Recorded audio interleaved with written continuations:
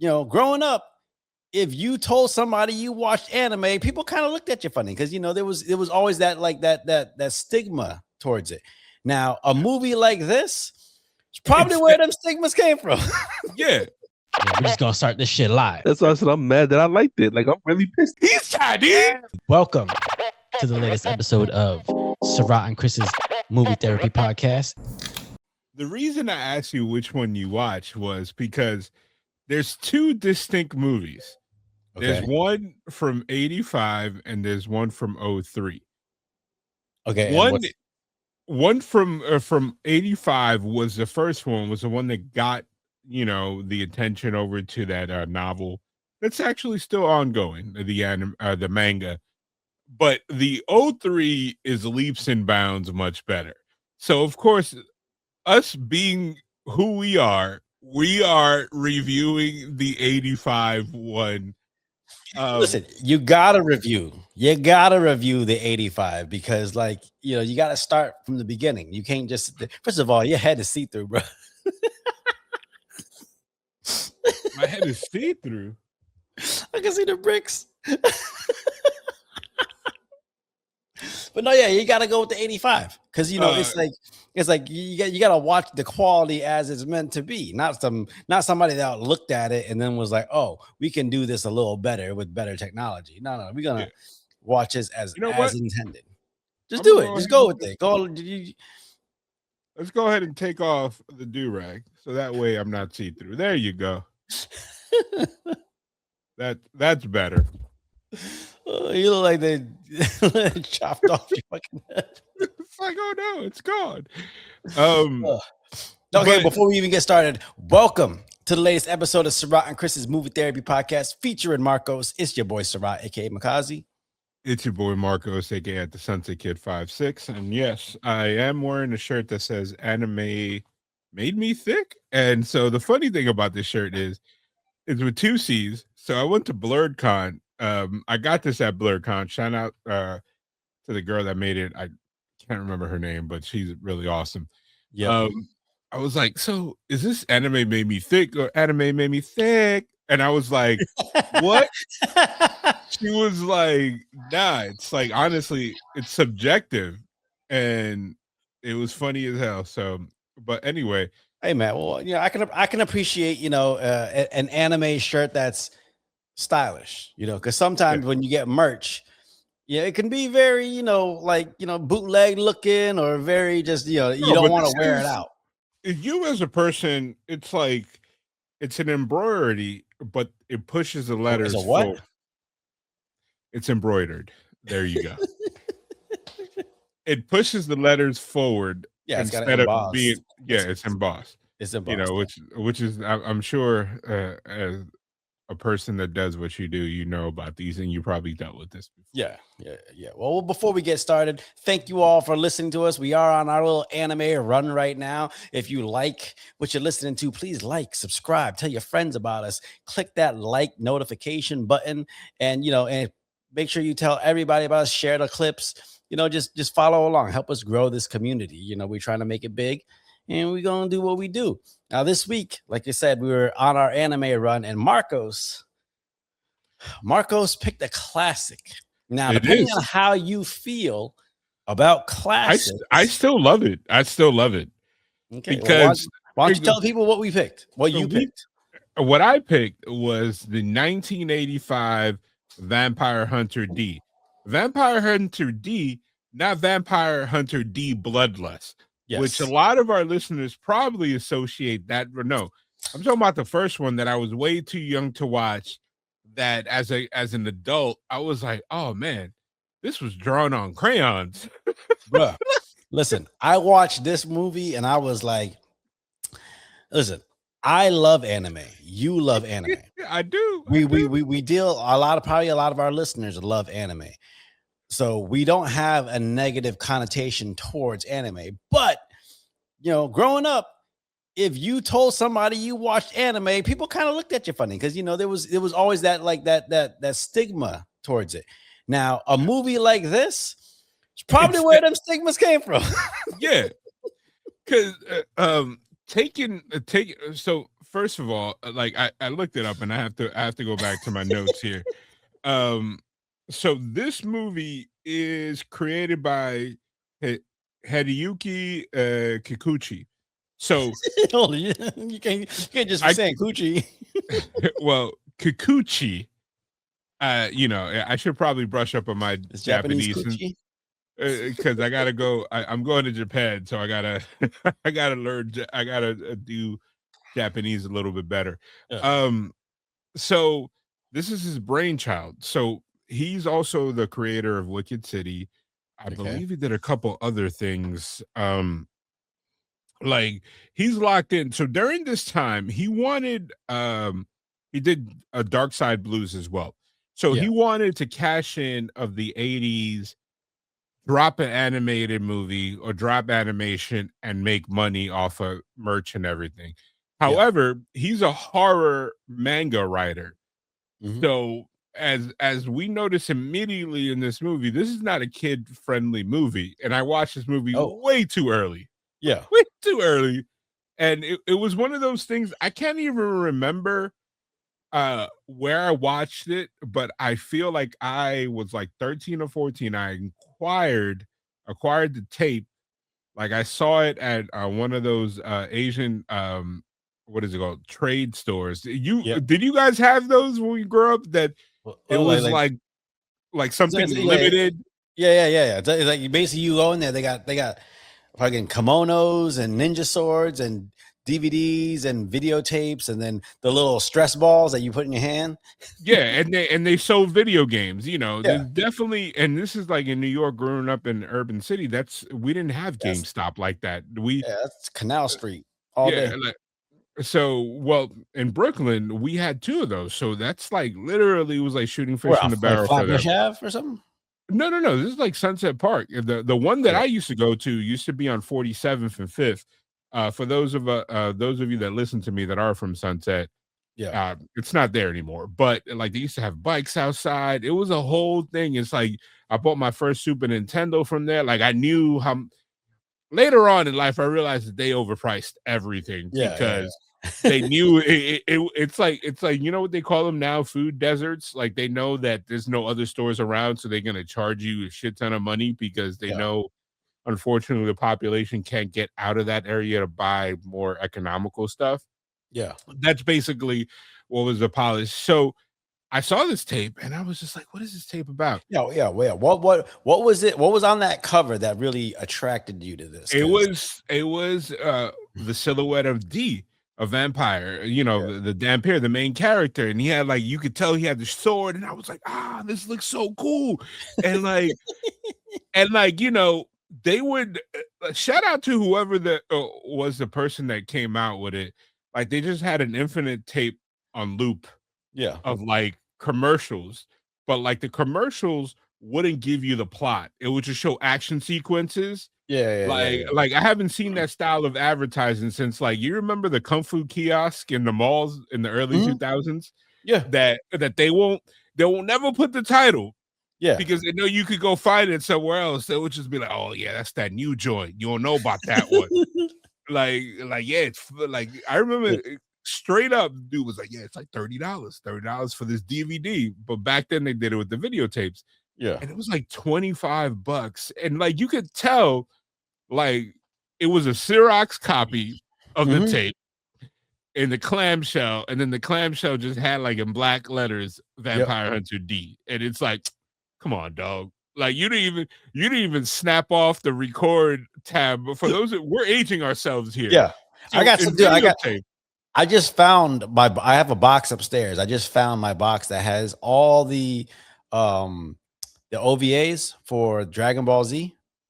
So it has Bardock, father of Goku, Broly, the legendary Super Saiyan. But I just found my box with all the VHS tapes. I was like, all right, but it's clear, very clearly, just somebody just copied the cover on a Xerox machine. So we're gonna take a second here. This is gonna be a show and tell. Hold on. All right. I looked over, and one of the tapes that I got. So I don't know, man. These tapes, for those of you that don't know, for our younger listeners, This tape right here had the hood on lock, but the official ones were expensive as hell. So over here on the back of the this is a VHS, guys.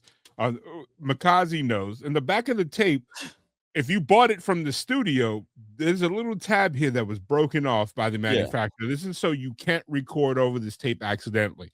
So the tapes that I bought at this place never had those broken off because it was obviously they had like a they just had a double VCR setup in the back, and they were just cloning them. They were cloning every single tape that they had. But you know, shout out to the I got this for $1. It said $1.99, but I got it on a purple tag day, which everything is half off. Didn't need it, had this, but all right. So getting back to the movie, so Vampire Hunter D, where do you place this movie as far as like, you know, classics as far in anime? Because when, in my opinion, when you're talking about anime, it feels like Vampire Hunter D is kind of up there with the Akiras and the Ninja Scrolls and things like that. It's like that era where you're like, oh, those are the deep cut movies that's a difficult question. And I realize because, you know, we're not professional here as I'd never turned on my overhead light. That's probably why I'm a little bit transparent. So what I'm going to do now as we talk about this, I'm going to turn on that overhead light. But so that's when I say that's a difficult question. It is a difficult question. Right. The Lord just spoke to you. You see, because I'm about to drop some knowledge. So dealing with that difficult question is Vampire Hunter D as a whole classic. Yes. This movie. Oh, I don't know. I don't like yo, the story is fire. The execution of the animation looks like it's from a movie from the 1960s. Have you ever seen like those old GoBot, Go Line series? Like I'm not talking about Voltron. I'm talking about the ones that were derived from Voltron. Like like fucking like the GoBots and the fucking fucking what was that? The fucking the dude with the silver wings. Yeah, it's like Robo Hunter D or something like that. It's like when I say the Go Lion series, it's like there was a whole bunch of animes in the 60s from Japan that were drawn exactly how this anime is drawn. So this anime has a very old school style to it. So you'll see a lot of the speed lines. You'll see a lot of the scenes where it's just the characters with the speed lines back, very speed racer-ish. Yeah, with the characters like "What's up," and then you see like if the guy's taking the picture moving. and like the scenery is like which I love the way they do scenery here because they do it in Akira as well, where you have like the cell and they just kind of slide them with each other, so it makes it look like there's movement and you're getting some distance on there. Like they don't do that anymore, and it creates a specific type of look that I attribute to anime. So this manga is still ongoing. So this was supposed to be an introductory into the like dipping your foot. So I think of if Lord of the Rings just had the first movie and then waited 25 years for the other two to drop. Like, but here's the thing with Vampire Hunter D. Again, if you're a kid in the 90s watching anime, people thought you were kind of like, you know, out there. You're kind of quirky dude. And you watch this movie and you're like, yeah, I could see why, because it has everything that you're thinking of when you think of like, you know, kind of like nutty anime tropes. You got the girl in the short skirt with revealing clothing on. You got the kid who's kind of in like a pilot combat uniform for some reason. Yeah. You got the hero who's taller than everybody. He's got the really pointed chin, kind of like he looks like old school Baki and Ninja Scroll. And like and then you have the supernatural elements and the swords. Like it's everything. If your family member walked in on you watching this, which my wife, I put it on halfway through and she saw it and she was like, "What the hell are you watching?" I'm like, "Yeah, it's old school anime." It's definitely a stop you in your tracks, but not in the good way. Like, oh, let me sit there. It's like, oh, you weird, bro. There's a couple scenes in this. There's a couple scenes in this movie where I was like, why? Why did they just do that? Bro, there's like when he's fighting the 3-headed snake demon, I was like, in my mind, as a kid, I was like, oh my God, I'm scared. But as an adult, I was like, are they flirting with this thing? Like they want to force him. Like they're like, hey. When they wrapped him, and they were sucking the energy out of him, you was like, is this a metaphor? Because they just I was like, oh shit, what's going on? But you could also see the influence, like when the daughter of the noble, or the son rather, first attacked him, when he started manipulating the reality and his attacks were hitting him, and he's like laughing, and then he revealed it kind of like brought me back to when in Blade, it was like, it's a daywalker. Like they freaked the fuck out. It was like, it's a damn bear. Like, do you think they took his look, D's look, and modeled Hugh Jackman's Van Helsing after it? Because I 100%. I saw that. I was like, I can't tell who took the influence what, but I was like, it looks just like Van Helsing. Like, but then again, we do shit half-ass in a way. Like, I don't know if there were visual aids to Van Helsing in the lore. Like, you know what I mean? I don't know if there were books. I definitely don't remember any cartoons. You know what I mean? Yeah. But like, but I can imagine whoever made that movie was just looking up like classic vampire hunter kind of stuff, and definitely probably had to come up across Vampire Hunter D. So it's funny that you mentioned that, because my entire thought process was like, we could have had this movie.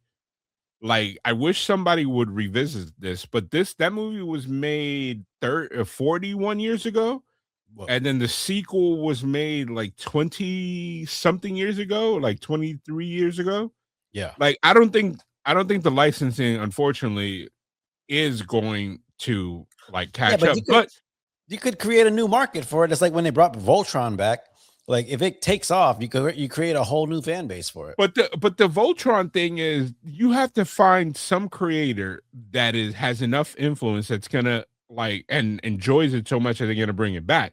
Yeah. Like, I'm more so leaning on somebody trying to do a cash grab, like, because some cash grabs are positive.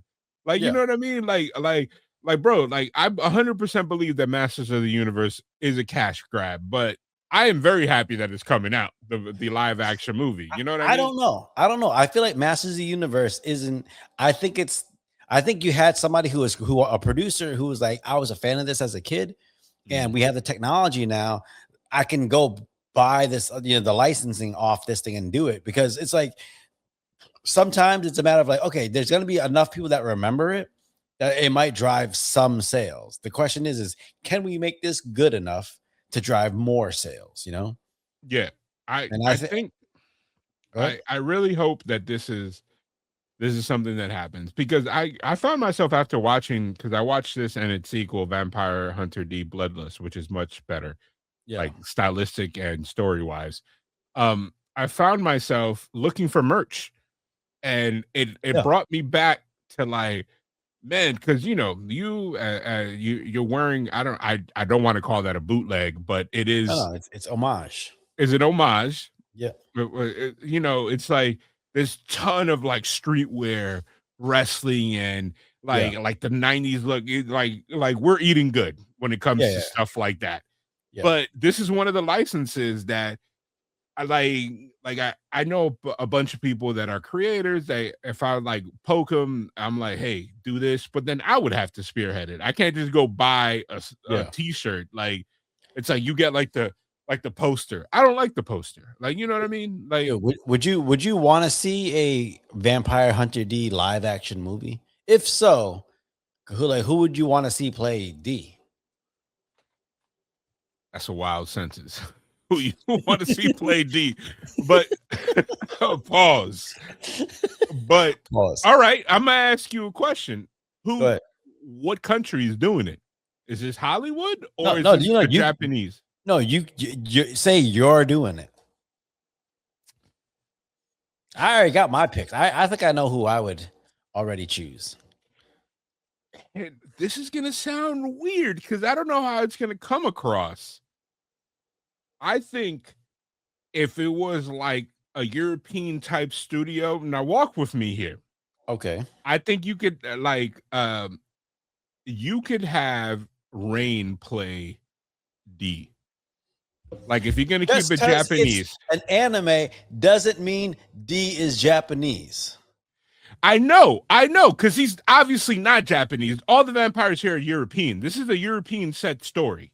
Yes, but I think watching them in Bloodhound season 2 and rewatching Ninja Assassin, I think he could pull off this brutal combat. And he's in shape, and he's actually a tall dude. He's not like you know what I mean, like I think he's taller than me. I want to say he's like 6'2" or something like that. I don't know. I might be incorrect. It might be the way that they shoot him.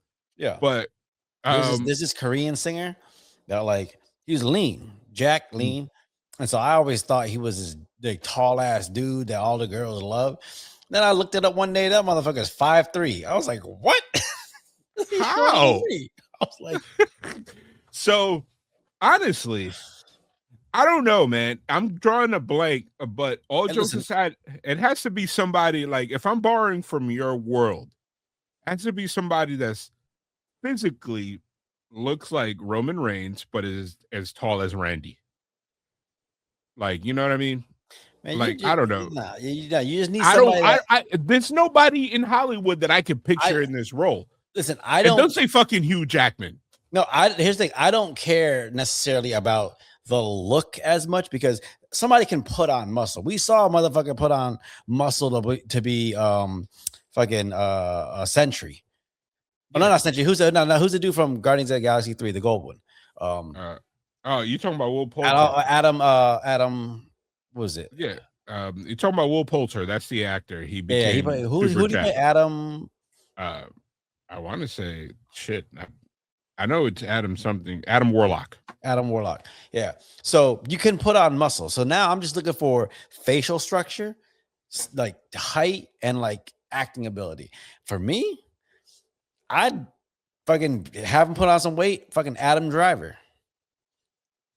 I think Adam Driver's got that kind of look to him that like he could pull that off. But here's the thing: you can't. Adam Driver would have to shave, and Adam Driver looks weird without a beard. Yeah, but he'll have the fucking hat on the entire time, looking down like Mace. He'd have it over the eyebrows. I'm trying to think, like, man, if he was younger, I feel like this role has to go to a physical bruiser. I feel like if Alan Richmond, like, I'm talking about a presence, like, yeah, but here's the thing. Here's the thing. John Wick has presence.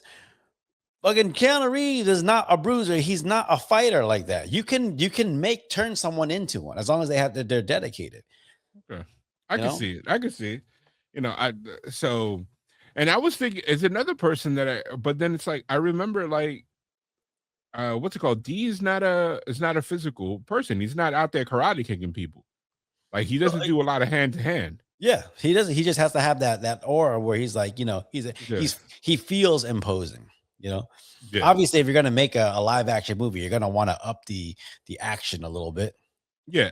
But hey, what was up? Just out of curiosity, what was up with the random nudity in this movie?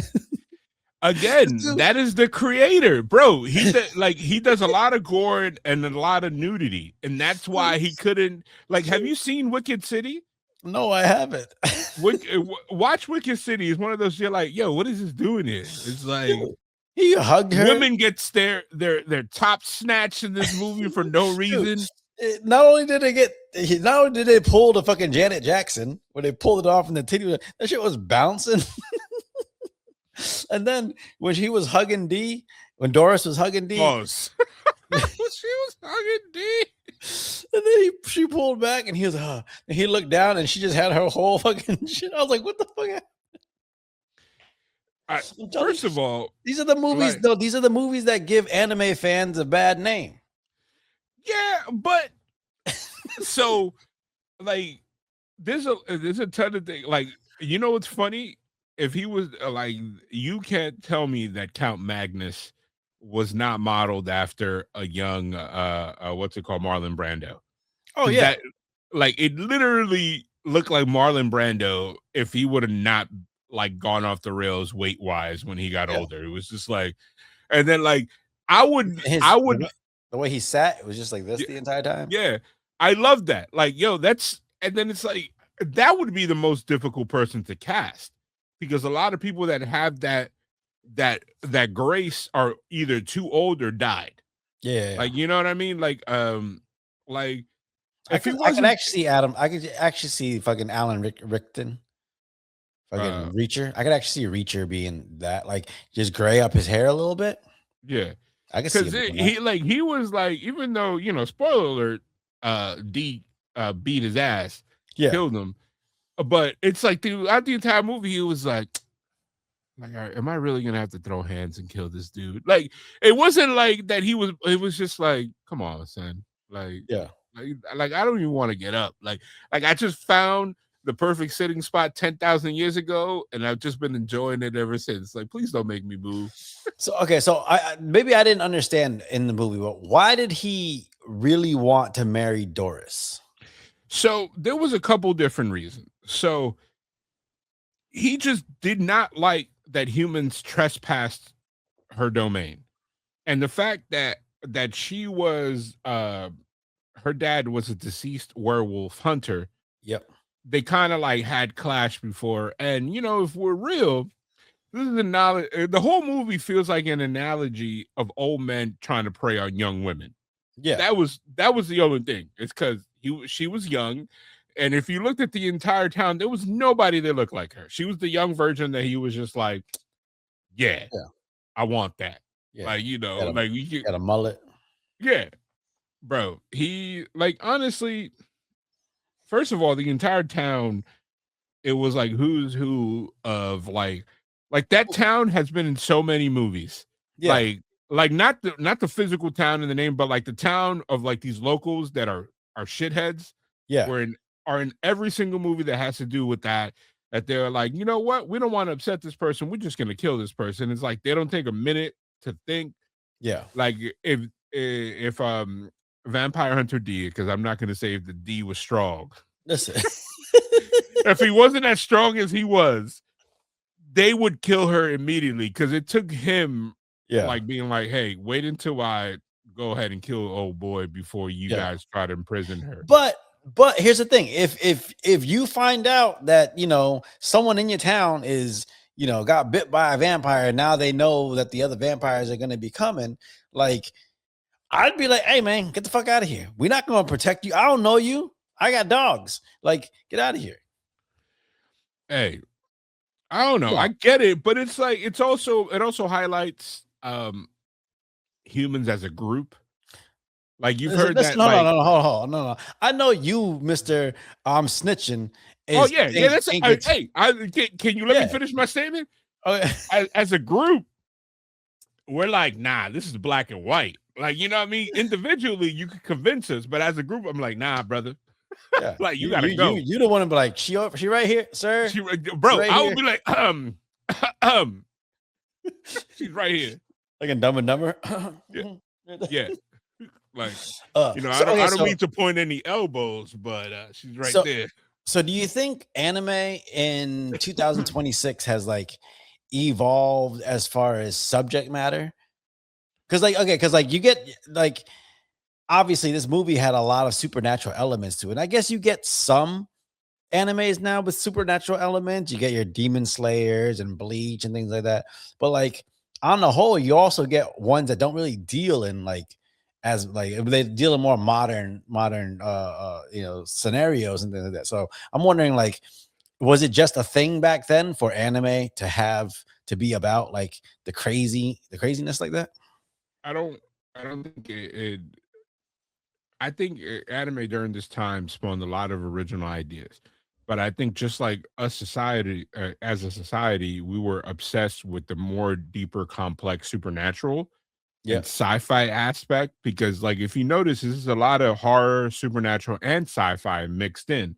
Like the town is in the future, but yet they still do horses. Like, you know what I mean? Everybody had like this weird power gun. Like, it's like, and vampires exist, and people were just like, get out of here. Like, it wasn't like they were like, you don't belong here type deal, instead of them being 100% scared. Like,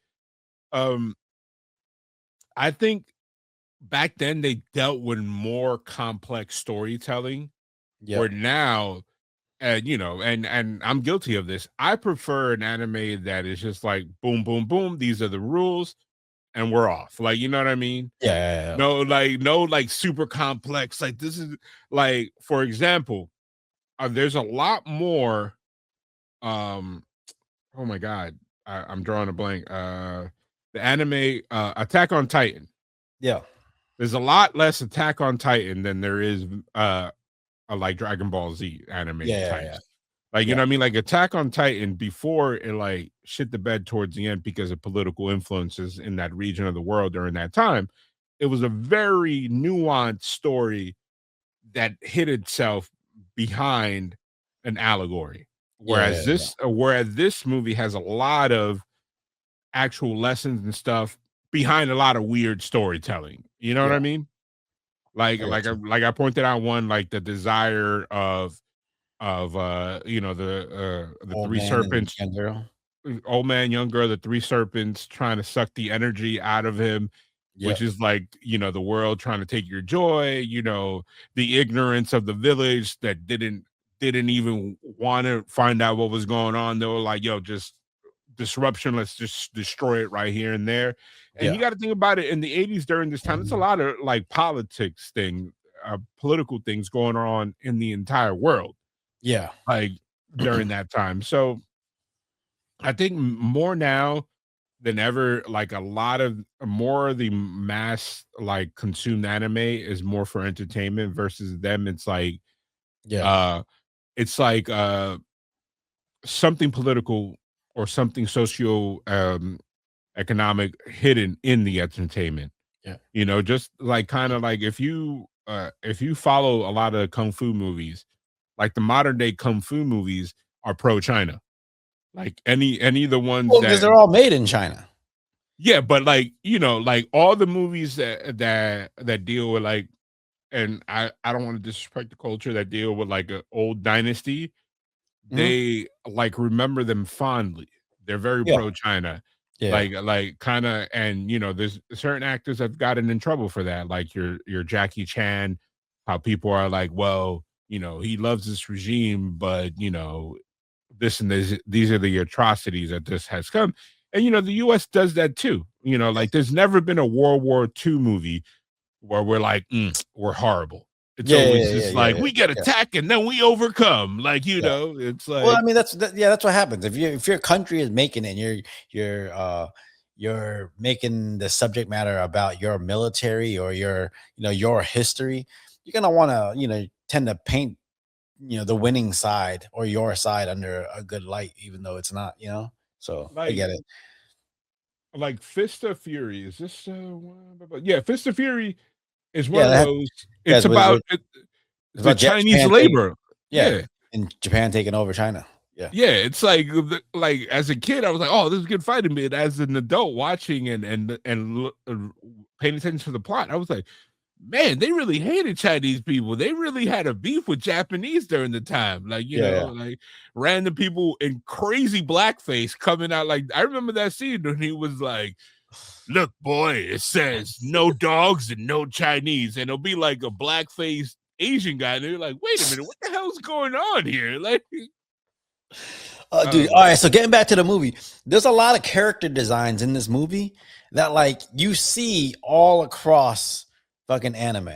Like the dude that was trying to get with Doris, that was in like the village, he looked just like fucking dude from Cowboy Bebop.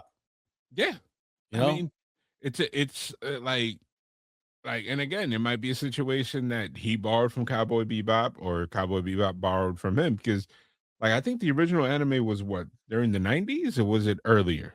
I feel like I wasn't a huge fan. Was Cowboy Bebop in the 70s? Cowboy Bebop, I want to say Cowboy Bebop was the 80s. Okay. Yeah. So it might have been around. But it could have been, it could be a scenario where it's just that was the character design. That was like the popular character designs back then, because like because you get that, but then you get the girl Doris, her look. You can see Sailor Moon derived from that. You can see like the fucking the dude who is it, the one of the villains, the one that had the fucking the spiky hair, the gray hair. Like you could see like Lupin in that. They're all like it feels like every character I saw in this movie, I've come across a version of that look at a convention somewhere. Somebody was cosplaying as it. Those Yeah, are like the anime tropes, other than like the Goku hair or the Vegeta hair. Like those looks are the anime, like what people assume anime to look like. so the main character D, the Dampier, he has a unique look that Yeah. outside of Hugh Jackman's him borrowing from it, I Oh, from haven't Van seen. Helsing. And that's a character, like I'm like, okay, I know exactly who he is. Yeah. Whereas like, and no disrespect to Ninja Scroll is a classic, and I rate that higher than this particular version of this movie. You could they like that's a very overused look, whereas Yeah. the Yeah, because Vampire he Hunter looks D. because they're from the dude from Ninja Scroll. Like you could actually like superimpose that into like Fist of the North Star, and it kind of feels the same exact way, you know? Yeah. Yeah. Whereas So this is a unique character, and I'm actually, it sucks that he is not more bigger in pop culture. yeah. Would than it you is. want to see a revival of like again, like you said, Vampire Hunter D is still going? Would you want to see a modern studio? Because you could see this movie like if they had modern animation, it might fucking go crazy, you know? Yeah, I mean they tried a few times with the series, and it never sticks. Like, yeah, I would, Why don't you think it sticks? because I'm not that familiar with this series, so you're gonna have to school me. But so it's a lot of horror and graphic, like, you know what I mean? Like, yeah, it would have to be brought in, and if you notice, a lot of the anime now is like young focused. You know what I yeah, mean? okay, yeah. Like Like, focus on like a fan base wise. I think so, because look at the anime. They could be as brutal as they are, but they don't depict like okay, this movie and the second movie is very dark. Yeah, Like, there's no real happy ending. Like, a lot of people die, yeah. and then the main character or the girl, whatever, survives. Like, there's no real win. You know what I mean? You're not feeling like at the end of a Dragon Ball Z episode, or like the end of like a One Punch anime movie, or even Naruto. There's no like they're hitting the credits and it's like, yeah, it's uplifting. It's like, oh, we survived. Yeah, It's like, yeah, cool. Like, yeah, you know? yeah. I don't know. I feel like a dark horror, really like kind of anime. I feel like it's kind of needed right now because it feels like a lot of the animes that you see now kind of follow that same story, like at least the popular ones, where it's like you got the lost or shunned kid who ends up being like the chosen one and ends up, Mhm. it's basically a story of redemption for them. Like that's Yeah. it's in and of itself that story, just in a bunch of different told in a bunch of different ways. Very rarely do you ever come across one that's popular that's kind of like, say, this or like a Death Note, where like the stories, the style and the story is just completely different than the underdog kind of story. Yeah, and like, take Death Note. Death Note tonally is along the same lines as this.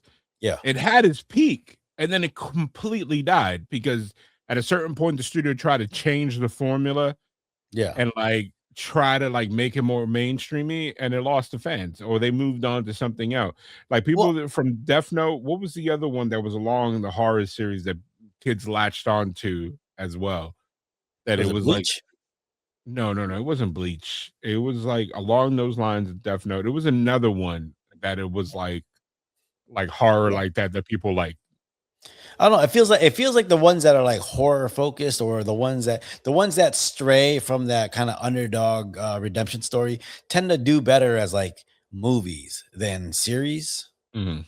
Like I feel like, and I don't know, maybe some people just don't want to watch a dark series. I don't know, but like sometimes I'm curious. Like that's one of the reasons why I liked Attack on Titan, because it felt like it was, approaching the story similarly, but like in a much different way. And that's why I liked, the way it was doing it. But like, again, if you watch Dragon Ball Z and Naruto and One Piece and like they all and even fucking Jujutsu Kaisen, they all kind of follow the same thing, Yeah, What it's very shonen trope, even though some of those are not shonen. It's one of those situations that you get the happy ending at the end, where a lot of these animes the characters suffer, and it's a lot more suffering, and then they might survive, or like in spoiler alert, in Attack on Titan, they don't. But then it's like, did we really win? It's like did we? I don't know. I think I just like seeing anime that is set in a different type of world than the normal somewhere out in some crazy village or in the outer space or whatever. That's why I like there's that basketball one, and there's a basketball one and a volleyball one that I'm interested in, just because subject matter, it just feels different. Depending on the basketball one, there's one oh my god, it's set in high school that is based off like the I really liked it. I watched it and I watched the movie. Like that was one of those things that when I ran out of anime, I was like, oh, let me try this. And I really enjoyed it. Yeah. I remember it's on Netflix. I remember I watched School Rumble and I was like, oh, this is actually, it's a fun, like comedic, like it's kind of like your Boy Meets World, Saved by the Bell kind of story, which I appreciated because again, it wasn't all about the fighting and all that stuff and the crazy, supernatural shit. Yep. That's why I'm a big fan of Initial D, because Initial D is just, cars and, it's just good. It's just good. So, I don't know, man. Kuroko's basketball, it's really good. I recommend that. I like a little bit different than Slam Dunk. Slam Dunk I haven't gotten into, but I think the one I was thinking of is Slam Dunk, but I've only seen pictures. I've never actually watched any of it. You ever watch Food Wars? No, because I haven't. I know it's a thing, but I like the closest to a food anime was there's like a recent one like too close to home. No, it's just like that doesn't like I don't know. But listen, you gotta check it out. Especially if you like to cook, bro. I mean, I probably your wife would probably actually be really that might actually be an anime she'd watch with you. So there's one called Delicious in the Dungeon, and that was the only. It leaned on action.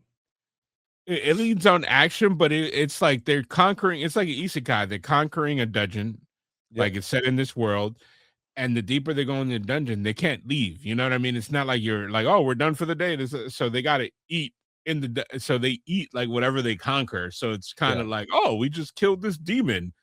No, I can make this demon porridge. Like, just like, dog. Yeah, but Food Wars is kind of like if you took Naruto but made it like Iron Chef.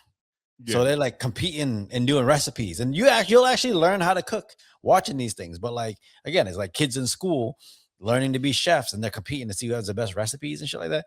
But it gets overly sexual sometimes. You can't watch it without headphones on, because if you watch it without you be on the plane and people just look at you like you watch it. Because for some reason I feel like anime likes to sneak in the weird moaning scream, and you're like, come on, dog. Dude, fucking this movie. Like what the random fucking moaning and the fucking random nudity that popped up out of nowhere. And it leads to nothing. The fucking dude, who's the doctor, but he had gotten bit, and all he just reaches for it, pops her necklace, and then just flips her top down. And I was like, what? And then they just didn't acknowledge it at all. So a lot of sexual harassment going on in these anime. I get it. Yeah. So would you recommend Vampire Hunter D? Like the original 85? I would recommend it, but then be like, you got to watch Bloodlust right after. I don't know. It to me, I'd recommend it if I'm talking to like, I don't want to say a connoisseur, but if I'm talking to someone who's like into like the history of anime, I feel like this is a good example of like early or like 80s anime, like that, the style, the subject matter. if you are like, oh man, if you told me like I just watched an episode of Macro, you know what I mean, a episode of Robotech, or like something along those lines, I'd be like, well, let me tell you what I have for you. You know what I mean? If you're like, oh, I just watched Gundam Wing, I'll be like, cool, continue down that path. Like I'm not, you know, it's like, it's one of those. Go ahead. It's one of those things that if you have not, if all the anime you watch is modern, this is gonna throw you off visually. Like take the weirdness of the story, like visually, it's like because if you go back on your own time and watch Bloodlust, you're like, okay, I could tell this is like 20 years apart, pretty much. Like, you know what I mean? Yeah, no, like I said, like if you see someone say, "Oh yeah, you know, I just watched Fist of the North Star," I'm like, "Oh, okay, here's this one, here's this." Like these are the this is around that era, so where it's not going to throw somebody off to see that choppier style of animation, but you get somebody who's used to the Naruto's. Even if you watch Naruto and One Piece, you might go back and watch Dragon Ball Z and be like, "What the fuck is this?" Like even that feels first of like all, rudimentary. I still think that one of the weirdest jumping points is watching Dragon Ball, like after you watch Dragon Ball Z. Yeah, like you realize how kiddie Dragon Ball was. Yeah, you'd be like, this is horrible. Like I know people tried it. I was like, no, it was horrible, bro. What about GT? What about Dragon Ball Z to Dragon Ball GT? It feels like a completely different anime. It falls off the rails. It's like one of those. It's like a TV spinoff. It's like you ever seen a oh my god, you ever seen the Friday the 13th the TV show? No. Where or Freddy's Adventures, like the Freddy Krueger, like the TV show. No, it opens up.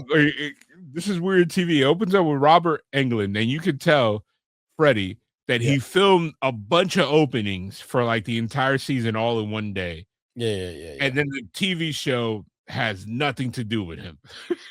It's like he's trying to be the crypt keeper. Like you know what I mean? It's like that's what some Dragon Ball GT feels like. It's like he's like it's like it's like if Jordan Peele comes out with a TV show, he directs the first episode, and then you're like, oh, this is gonna be dope, and then the entire season of the show just goes off the fucking rail. You know what it is Hobbs and Shaw. Nah. Yeah, it's because Hobbs and Shaw don't feel like Fast and Furious, but it's shit is big as hell. It's like Fast and the Furious presents Hobbs and Shaw. Yeah, and then you got all of a sudden Idris Elba is a fucking superhero, and then they're fucking blowing up silos and shit. Ugh. Yeah, I don't know. I don't know. Yeah, I would recommend Vampire Hunter D, but you'd have to be just a specific type of person. Yeah, and we're weird, so that's why we because I watched both, and I was just like, I gotta watch Bloodlust because this one is like, all right. Well, before we get to the end of this episode, as always, we got a hot takes of the week. Oh, I don't know if you got a hot. You got one. I got one. Okay, you go first since it was your week, and it might be a mini attack on your industry. All right, go ahead. So I think as husbands, boyfriends, as whatever you are, partners, whatever. Like I'm specifically talking to men. Like I feel that we should get together, have a class action lawsuit against the wrestling industry as a whole for predisposing us to unwillingly like reality TV, because all it is the promo backstage segments of any wrestling show that you watch. That's what it is, and that's how it's embarrassing how much I know about Summer House when it's not even my show. Like I just get the plot by osmosis. I'll sit in the room with her. Yep. And then I find myself later asking questions like, did Kyle and Amanda break up? Did you hear about Amanda and Wes and all this stuff? And it's like, and then after I say it, I see her like smile at me, and I'm like, nah, dude, that happened to me with Love Is Blind. That me was Love Is Blind, because I'm like, I don't even want to watch this dumbass show. The next thing you know, I'm like, man, Chris is a fucking moron. Like that was a pretty ass like doctor, and this motherfucker acting like he too good for her. He fucking 5'3", don't got shit. bro, it is the wrestling industry that is at fault. Go back and watch WMAC Masters. It's the same thing. Before those heavily choreographed fights, if you want to call them, they literally, if you superimpose those in between scenes with like soap opera, same exact thing. Okay, but here's the question. Because again, with WMAC Masters and wrestling and stuff like that, you're basically having to create some kind of friction or some kind of tension that then needs to be solved with physical actions in the ring. I feel like, again, wrestling, even if you just take Monday Night Raw on its own, there's thousands of episodes. You could only but have so many interactions of people before you start just recycling the scenarios over and over again. Bro, this is what reality TV is. And I'm going to take you one better. The reunion episodes is their PLE. Their reunion episode is always the PLE when you're like, oh snap. It's like the mania of every season. It's like, oh, what man, F you, F that. Or you find out that as soon as they got the happy ending, like, nah, he super kicked them in the back. They're no longer together. Like, you know what I mean? Oh, no, there was one, I was on Love Is Blind, and the girl was like, she was questioning, because the guy that she was dating or whatever, or was gonna marry, like, had a daughter, and she wasn't like sure if she could handle being a stepmom and all stuff. And so she was questioning whether she was even like fit to be a mom or anything like that. Yeah. So like they broke up or whatever. She was crying. Then you go to the reunion episode. She done met a new guy. She's 4 months pregnant. Then the dude just sitting there like, this bitch. Yeah, bro. And it's like, and they hit you with a swerve. It's predetermined. Like, like, you know what I mean? Like in a way that you're like, oh, okay. Like, or you find out later on, like, I'm convinced, going back to Summer House, like there's this whole thing where there's this storyline that they created as part of the edits is that this couple is divorcing. Yeah. So it leaked that they are not only divorcing, but she's messing with another cast member to the point that I'm like, oh, this is the Vince McMahon era here, because I'm like, I was telling my wife, I was like, follow me here. They've been divorced. Yeah. And the producer says, hide that shit for this season. Yeah. And we're gonna slowly, like, you know what I mean? It's kind of like actors like, yeah, we don't even really like each other, but as soon as the camera's rolling, it's like, yeah, man, I love him. And then like throughout the season, you start seeing like plot points. You're like, wait a minute. Yeah. Yeah. As soon as double meaning. Yeah, as soon as all, like, again with movies, like Tom Hardy and Charlize Theron and Mad Max, they're all, forget the movie, they do all the press and stuff like that. Then after all the press over, then you start hearing, oh no, actually they was fucking bitches to each other on set, and then they hated each other and all. You're like, oh, okay. Like it basically that's it. And I feel like what is you ever seen this commercial? It's like, have you been exposed to this? Like you might be old, like, oh, the wrestling industry, bro. Yeah. Right, so go ahead. That's well, I mean, they've always said wrestling was male soap operas, so yeah, they gotta cut us a check, because now it's like I feel for you. Hey, I'm gonna look in the camera.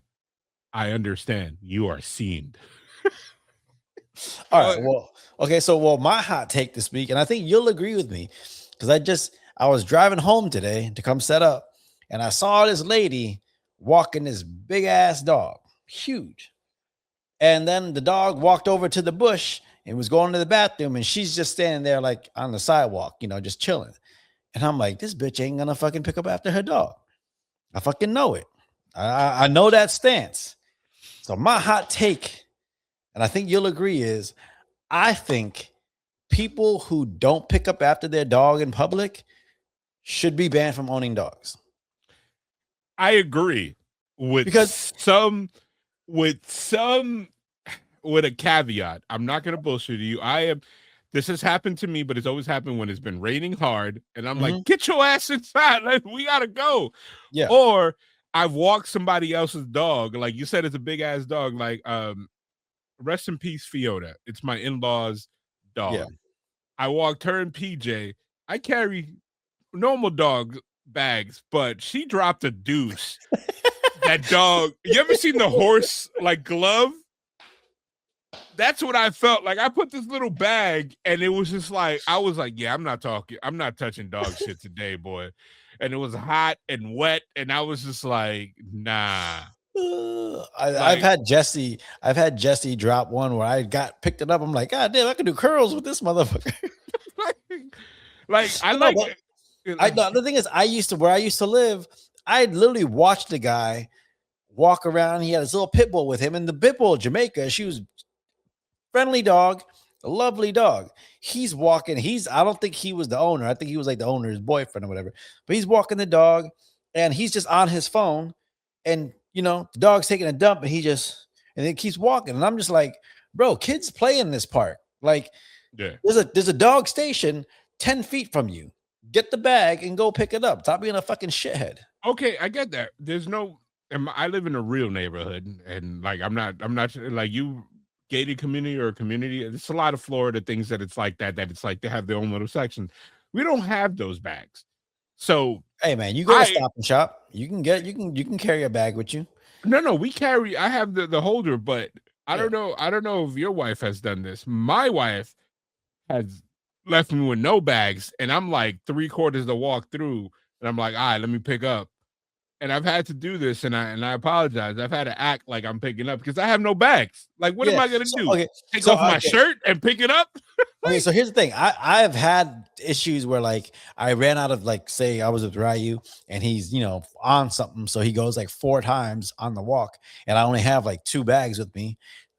Most of the time, because especially if I'm walking in my neighborhood, I will go back home, I will get a bag, and I will try to go find the dog. I understand sometimes maybe that doesn't happen, but on the whole, I see just people in my neighborhood doing that. And I'm just like, you pay all this money to live in this neighborhood and you can't even pick up after, like, no, so we're about to get in the weeds with this one. Have you accidentally picked up another dog shit because you couldn't find your dog, and then you realize, like, wait, this shit has been out here for a minute. This ain't my dog shit. At the dog park, I have. Because I'll have to, I'm like, shit, I gotta go get a bag, and I go over there and I walk over where he was. I'm like, oh, I go to pick it up, and I'm like, this one's a little cold. Yeah. Yeah, I'm talking to you, Ryu. Yeah, my dog, he's the type of person, like the other day, like it was like 2 weeks ago, I'm walking this little dog that's tiny that looks like his little brother, my dog PJ. And they interact, and dogs are weird. PJ's like, they're all smelling each other, like going nose to nose, because the little dog is in his little fence. Like, they just leave him out there. Never has a jacket. My dog be walking up with a jacket. He's like looking at him like, hey, bro, you cold? Because you're smaller than me. And then they'll say what's up, and then PJ will turn around and pee on his face. And the other dog would just be like, and I'm like, yo, what are you doing? And then, like, one time he did it, and the owner was out there, and I looked at the owner. I was like, I don't know what to do here. Like, your dog is a simp. I don't know what to say. Jesse will sometimes, because Jesse, like, he'll lean somewhere. Like, Ryu will be sniffing like a pole or whatever, and Jesse will just walk over, sniff it, and then start peeing, and Ryu will duck out the way. That's why I call him R. Jesse. Man, don't care. But no, but it's just I don't understand that. Like, maybe I guess it's a symptom. Like, if I'm watching you and you're not even like picking up after your dog, then I gotta assume you don't really give a fuck about your neighborhood, or you don't care about keeping your neighborhood looking nice. And then at that point, I'm just like, I don't want to be around. So I'm trying to picture. I sound like a Kevin. Do you have, when you come back, do you dispose of your bags in your trash can, or they have receptacles around your neighborhood? So there's a little park near my neighborhood where there's like, if there's a doggy station, there's usually a receptacle below it, but then there's also little trash cans throughout the neighborhood, and I'll drop it in there. So we have municipal trash cans. There's supposed to be one on every corner of a main intersection. There's only one. Yeah. Like in the path that I was, there's only one. And if I'm Yeah. before it, I'll carry the bag. But if I'm past it, I'll just drop it in my house. Yeah. My wife will put the bag of poop tied up on the porch because our trash cans are behind the house. And she'll be like, oh, I'll get to it when I'm leaving. And then I'll randomly come home and I'll be like, yo, it's like 3 o'clock. So you just left. She's like, oh, I forgot. I've seen and that. I'm like, dog, why? I've seen that before. I've seen it before. I'm like, I understand that. At least it's at your house. You know, it's not. So you're a Florida guy, but and did you have a dog when you lived in Massachusetts? No, Ryu's my first. Okay. I'm trying to figure like what's the hot take of when people drop in bags in your trash can. Like in my neighborhood, people leave their trash can on trash day in front. Yep. And I remember my wife said, why are you doing it? I was like, she's like, yeah, but if they don't pick it up, like it'll just be in the trash can. I was like, it's in a bag already. Like, what do you want me to do? He's like, yeah, but the trash can is not bagged. And I was just like, you're going too deep in this. Like, yeah. it's like, it's a bag. Like, what is the problem? Yeah, it's in a bag. It's not like you're taking this trash can and bringing it into your kitchen and then it sits there. No, it's gonna be it'll be fine. I have no problem with somebody putting their doggy bag with poop like in my trash can if they're walking by. I'd much rather them do that than let their dog go to the bathroom next to my trash can and not pick it up. You know, but to wrap up this topic, ain't nothing worse than when you step on dog shit. And it's always with a sneaker that you love or one that you pull out that you're like, oh, I can't wait to wear this. And then you feel it. It's like the most natural, immediate reaction. You're like, it's never mud. It's never like mud. It's always shit. Yeah. Because it always happens on the driest day. You'll go to take that step and you get that little slide. You're like, motherfucker. Yeah. And you know what? And the thing is, no matter how long that shit's been out there, it could be, and for some reason shit don't turn gray no more. But even if it's like hard and you accidentally step on it, that core is still wet and you just Have you back when you used to wrestle, you ever stepped in dog shit in your wrestling boots? No. I everywhere I've done shows, there hasn't been anything close like that. But there was one time I did a show in I want to say somewhere in Rhode Island where it was in someone's barn in their backyard. So I had to look around and make sure there was no cow shit as I'm walking to the ring. So, yeah. But anyway, that's my hot take. All right. Well, anyways, all right. Well, that's the latest episode of Sarat and Chris's Movie Therapy Podcast featuring Marcos. It's your boy Sarat, aka Makazi. It's your boy Marcos, aka the Sunset Kid, and we'll catch you in the next one. Like and subscribe. We appreciate it. Hold on. At the Sunset Kid? No 5'6"? At the Sunset Kid 5'6". Okay. We'll catch y'all next week. We still got some more anime coming. I know I went old school with Grave of Fireflies last week, but I'm gonna come back with something more modern, more to Marcos's liking this week. Oh my God. Next week. You don't know me, son. I just gotta make sure it has titties and glizzies and we good. Oh my God. Again, so far off. All right, we'll catch y'all later. Peace. I'm a warrior.